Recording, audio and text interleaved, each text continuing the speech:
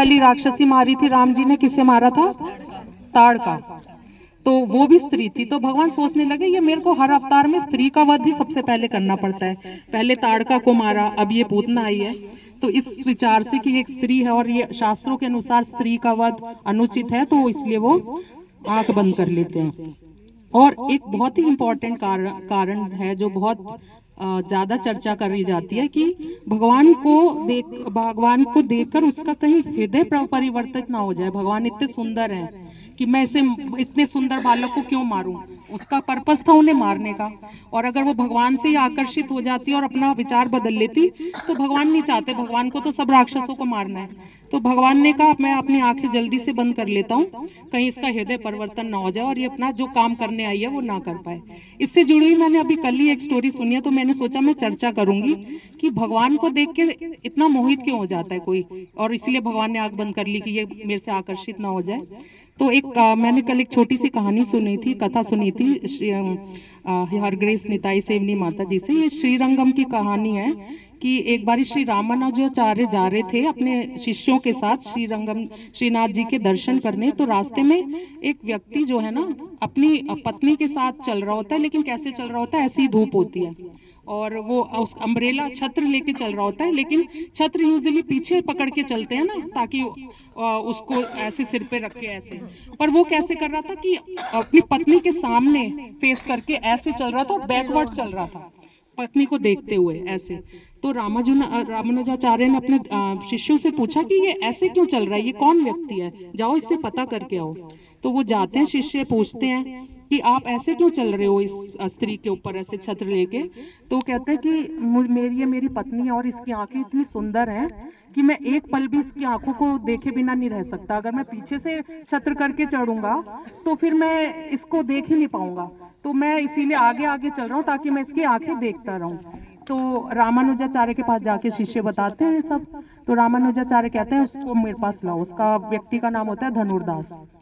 तो कहते हैं ये इतना कामी व्यक्ति है, आप इनको क्यों बुला रहे हो, क्यों समय वेस्ट कर रहे हो, अपनी पत्नी के प्रति इतना आसक्त है ये।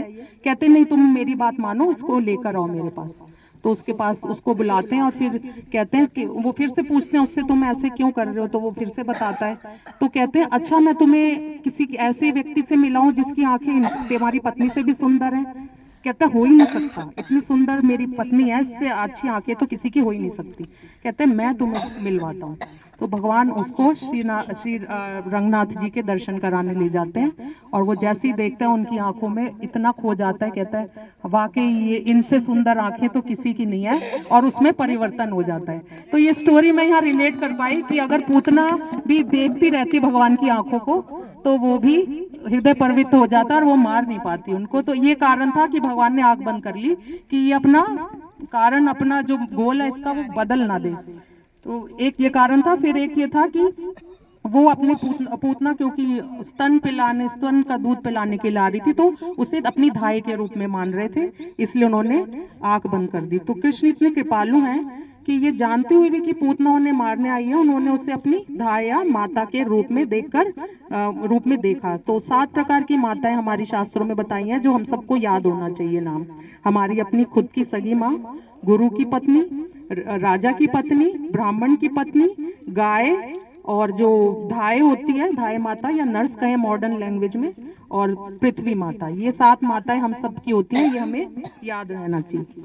तो पूतना ने भगवान को अपनी गोद में उठा लिया और उस वक्त यशोदा और रोहिणी भी वहीं उपस्थित थी, पर उन्होंने उसे मना नहीं किया। तो यहाँ पे भी बताते हैं भक्त लोग कि क्या होता था कि जो भी स्त्री होती थी अगर किसी बालक को देख के उसके अंदर वात्सल्य उमड़ जाता था तो उसके अपने आप स्तनों से दूध आता था। तो ये देखकर रोहिणी और यशोदा मैया ने सोचा कि हमारे बालक को पोषण ही मिलेगा अगर ये स्तनपान कराना भी चाहती है। तो उस समय में यही प्रथा थी कि माताएं प्रसन्न होती थी कि कोई भी उनके बालक को स्तनपान कराए तो वो और हृष्ट पुष्ट ही बनेंगे, ज्यादा उनको पोषण मिलेगा। इसलिए रोहिणी और यशोदा ने उस चीज को ऑब्जेक्ट नहीं किया।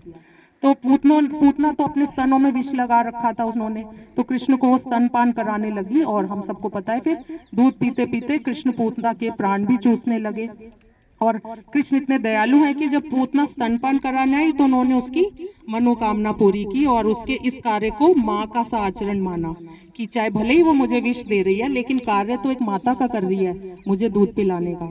तो जब कृष्ण उसके प्राण चूस रहे थे तो वह चिल्ला रही थी मुझे छोड़ दो मुझे छोड़ दो। तो कृष्ण ने उसके चेस्ट को जोर से दबाया और उसके प्राण हर लिए तो वह जमीन पर गिर पड़ी। तो एक भयानक कंपन हुआ और लोगों को ऐसे लगा जैसे इंद्र वज्रपात करता था, ऐसे थंडर बोल्ट का सा साउंड हुआ और सब डर गए। और फिर वो अपने ओरिजिनल रूप में आ गई क्योंकि बहुत सुंदर स्त्री बनकर आई थी, पर वो अब अपने ओरिजिनल रूप में आ गई। उसका शरीर इतना 12 मील लंबा था और वो जैसे ही गिरी तो सारे वृक्ष चूर चूर हो गए जहाँ जितने एरिया में उसने उसकी बॉडी पूरी गिरी। तो थोड़ा 10वें स्कंद में डिस्क्रिप्शन है कि मैं पूरा नहीं बताऊंगी, हमें जल्दी कथा करनी है खत्म। तो उसके दांत कैसे लग रहे थे जैसे खुदी हुई सड़कें हैं और जो नोस्ट्रिल्स नथुने थे नाक के वो पर्वतों की कंदराओं जैसे लग रहे थे और उसके स्तन छोटी छोटी पहाड़ियों जैसे थे। ऐसे पूरा उसके शरीर का डिस्क्रिप्शन आता है 10वें